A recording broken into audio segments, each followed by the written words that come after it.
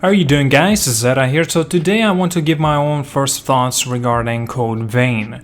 I've been actually playing it already, perhaps almost like 20 hours, around there. I did not yet finish the game. Surprisingly, this is a very big game. I never really expected it.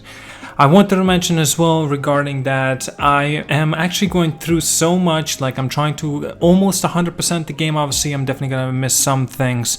I'm trying to pick up everything I can, so basically I have to do a lot of backtracking if I miss something or maybe there was a different route, but I actually ended up being like a main progression story. But instead I wanted to go sideways, so I don't progress the story, but instead I could pick everything up. So obviously this will extend my play session, my play time, and obviously that delays my review for this game, and definitely I'm going to be making a review for this game as well. And I want to talk a little bit about it. You know what? The story-wise of this game so far that I've experienced, by the way, there's going to be no spoilers. Don't worry, I'm not going to be talking too much about it. I'm just going to show you a couple of clips, like that, just out of nowhere, and it would not really make sense. So no need to worry about that.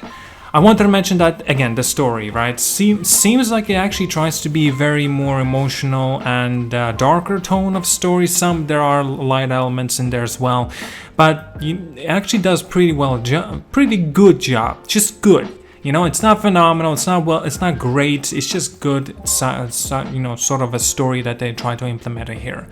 And even though some of the characters, since this is like an animated sort of a game, so they can't exactly show you every single little details of information and the design on the characters' faces as their emotions and the emotionless moments when they're trying to express, for example, right? Maybe there's a guy and he's very angry. At one moment he's just talking like normal, but then he just transitions into like a hardcore mode. I'm getting angry about something, like pure anime style would expect.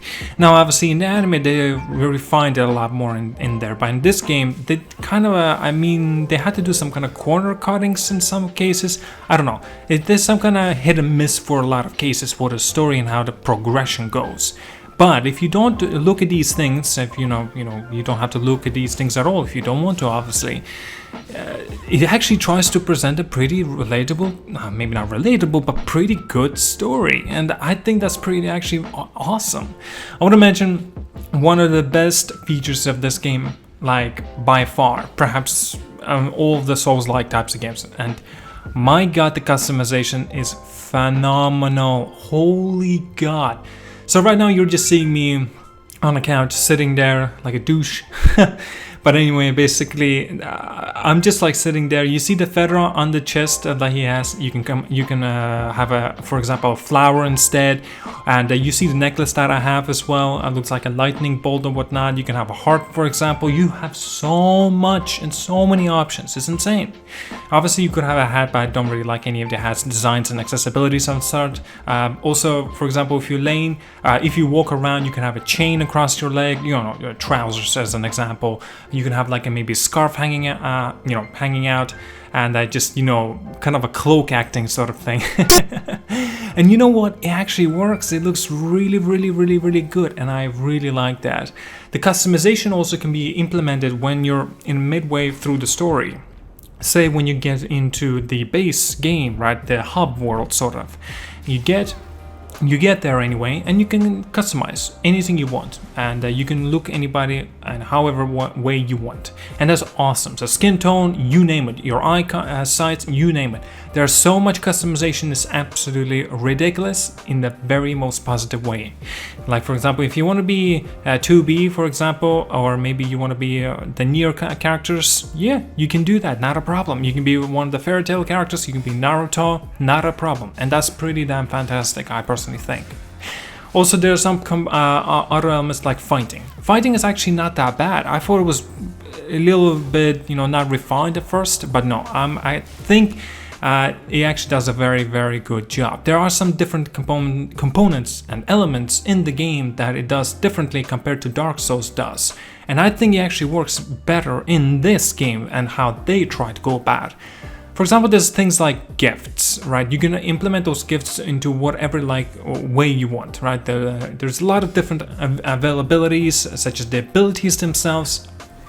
Well, let's just give you a quick example. For again, There are different types of takedowns that you can do, and basically you can activate them. So such as like maybe there's a clause, maybe there could be some different, for example, enemy takedowns, right? Again, there's also parrying system, like right on time. It's kind of a little bit awkward, to be honest. Like you have to do parrying right before the animation starts on the enemies, and as soon as they're about to hit you, or I should say swing their melee weapon, whatever they use.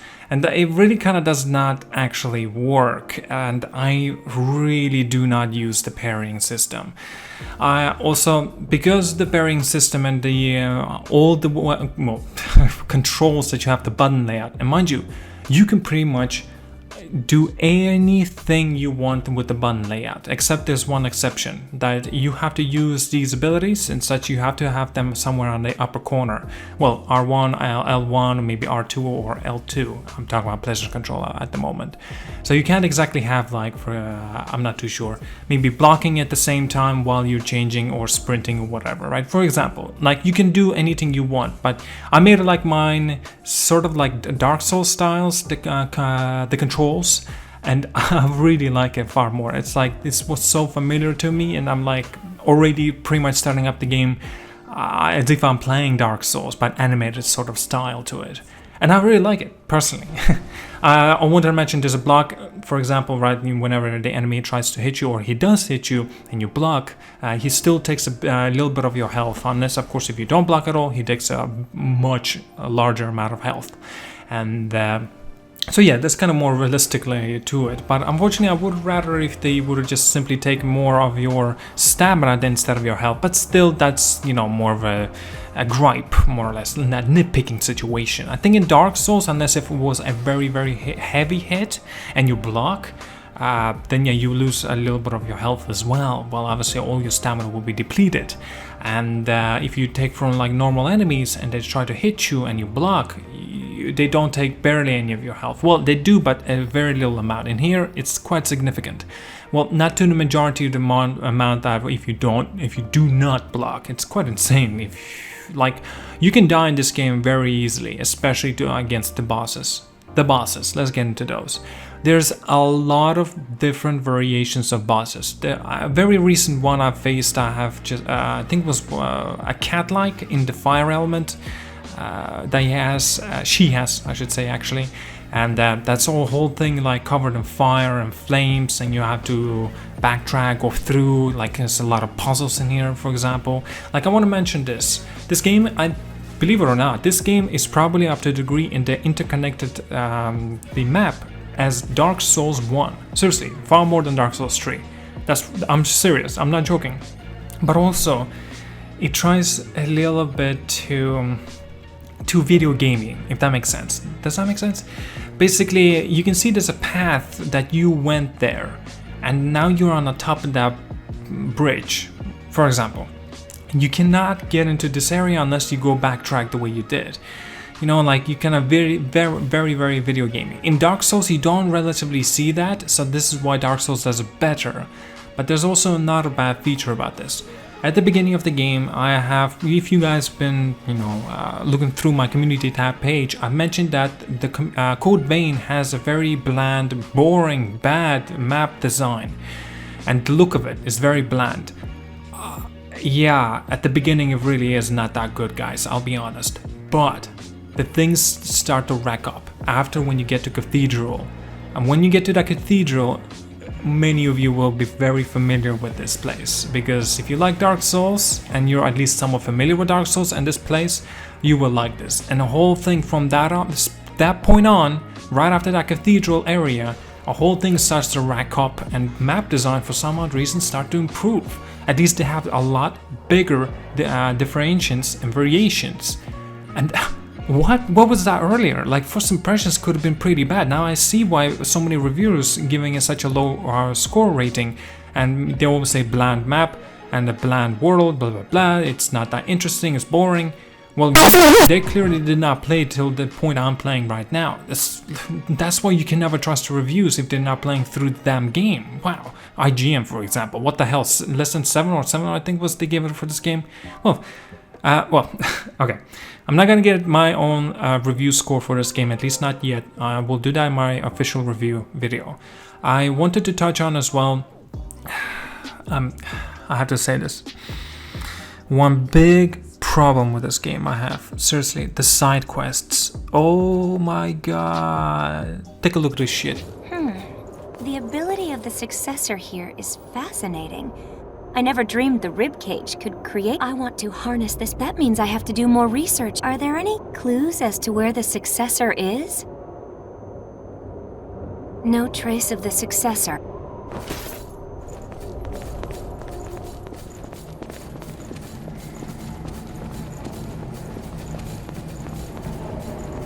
Look at that.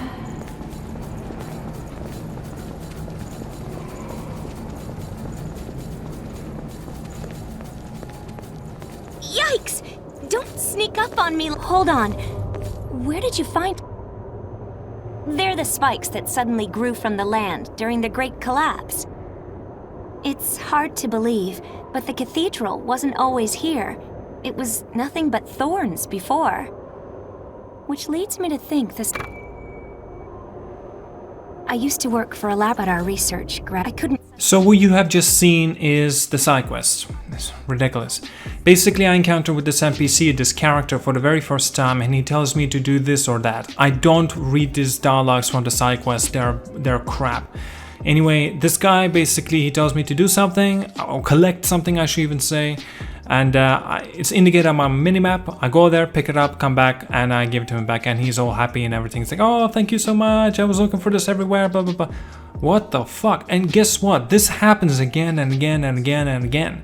There are different variations of side quests, I should say as well. You know, I cannot just say it's everything about collecting, obviously not. For example, a lot of this happens actually. You encounter with a guy or a character, he tells you there's the Lost. The Lost is one of those revenants. You are the revenant, you're the vampire basically. And the Lost is basically, there were people, revenants, that they lost themselves. That they become these creatures who have to kill them. And anyway, or free them in some cases, you might as well say. And anyway, we had to take care of those individual losts that are getting in the way, so that's pretty much the side quest. You come back to this character, that's it, the side quest is complete. What the hell? Now, there are different variations as well to these. For example, you need to collect a bedroll. Yep, I shit you not. Bedroll, bring it back to the guy. Side quest complete. Oh my god. Yeah, a low point. Oh Jesus, low point for the side quest on this game. That's real deal, for real.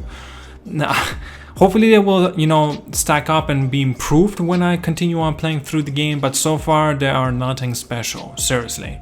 But the replayability value will be there. I've been reading a little bit of researching about this game. There is going to be New Game Plus mode as well, and everything. You know how New Game Plus mode work in Dark Souls series sort of games, right? Souls-like games as well. Basically, the enemies and everything that you have, pretty much everything you get to keep and you get to progress.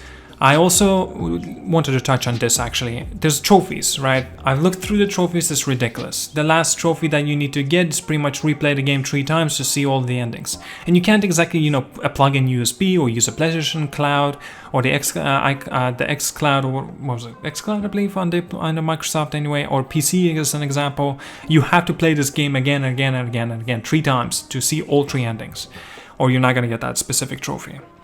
Wow, I think they did that on purpose so people do not like, you know, skip through the game like that and see all the endings. So this is why they asks us, what? Yeah, to see this game this way. That sucks, man. That really does suck. Ah, man, oh man. All right. Well, I think there is that. I mean, like, oh, one last thing before I go. Basically the cutscenes. Cutscenes are very good. I actually want to mention that. Cutscenes are very good, but kind of weird the way, like, for example, there's 4 players, well, 4 characters always with you in the cutscene. But in the game, there's only just one other. Where the hell is the rest? And it's just like makes things weird. It's like, what the hell? You kind of question in your mind, like, what the hell happened there? For example, how did they appear here? They were never with me. Oh man, but I want to mention the world and how the design and the way goes. Anyway, I really like it. Basically, you don't backtrack, if that makes any sense. You continue on, you have to explore, and the biggest part about this game is exploring. And I've really enjoyed exploring in this game. It's really, really, actually rewarding. That's the most important part. Alright, well, I think that was quite long enough already for the first impressions on this game. Again, guys, stick around for the review. Will be coming very soon, while I'm also working on the Sekiro review. By the way, I think I might have an estimate date for it. I think it will be coming out next week. I cannot give you an exact time, but rest assured, in the community tab page, I will definitely mention it. Alright, well, there's always things to look for. Well, yeah, stick around for it. Alright, well, thank you so much for watching, like and subscribe. See you guys all later, and yeah, have a good one.